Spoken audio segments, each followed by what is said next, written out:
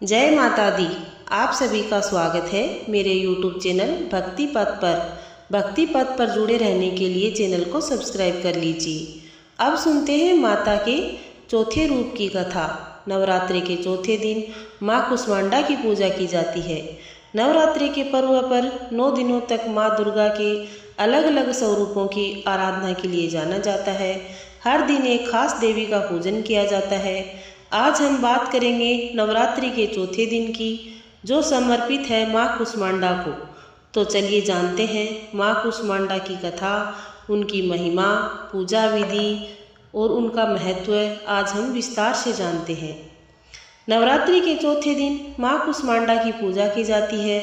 इन्हें आदि शक्ति का स्वरूप माना जाता है। माँ कुष्मांडा का नाम 2 शब्दों से मिलकर बना है। कु यानी कि थोड़ा, उष्मा यानी कि ऊर्जा और अंडा यानी कि ब्रह्मांड, अर्थात जो थोड़ी सी उष्मा से पूरा ब्रह्मांड रच दे वही है माँ कुष्मांडा। मान्यता है कि सृष्टि की शुरुआत अंधकार में थी। जब देवी ने अपनी मंद हंसी से प्रकाश उत्पन्न किया तभी यह ब्रह्मांड बना।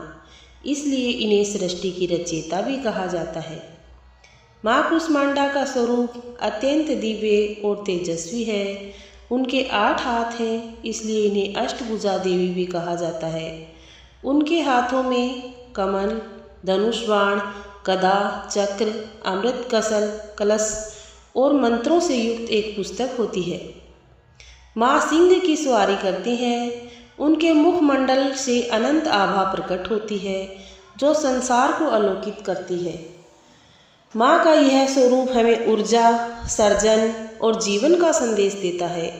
पुराणों के अनुसार जब सृष्टि का अस्तित्व था ही नहीं, हर जगह अंधकार था, तब माँ कुष्मांडा ने अपनी मुस्कान से ब्रह्मांड का निर्माण किया।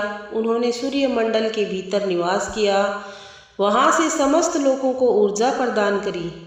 ऐसा कहा जाता है कि सूर्य को अपनी ऊर्जा प्रकाशित करने वाली शक्ति भी माँ कुष्मांडा ही है। इसलिए अगर इन्हें कोई भक्त सच्चे मन से इनकी उपासना करता है तो जीवन में उसकी ऊर्जा, उत्साह और सकारात्मकता की कमी नहीं होती। अब जानते हैं चौथे दिन की पूजा विधि। चौथे दिन सुबह जल्दी उठकर स्नान करें। घर के मंदिर में माँ की प्रतिमा या चित्र स्थापित करें।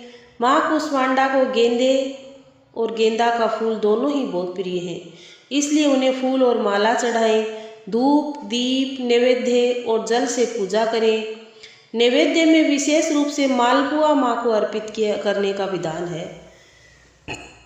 माँ की आरती करें। ओम कुष्मांडाय नमः मंत्र का जाप करें। दिन भर माँ का ध्यान करते रहें और अपने आचरण को में सात्विकता रखें। इस प्रकार पूजा करने से माँ प्रसन्न होती है, भक्तों को असीम ऊर्जा का आशीर्वाद देती है। माँ कुष्मांडा की पूजा का विशेष महत्व है।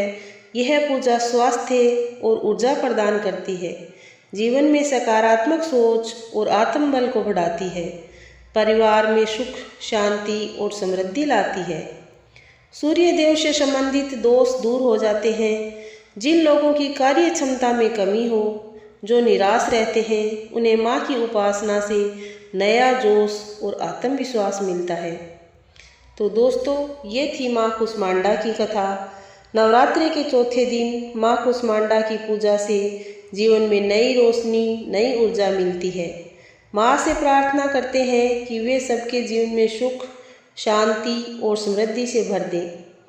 अगर आपको यह जानकारी अच्छी लगी है तो वीडियो को लाइक शेयर ज़रूर करें और चैनल को सब्सक्राइब करना ना भूलें।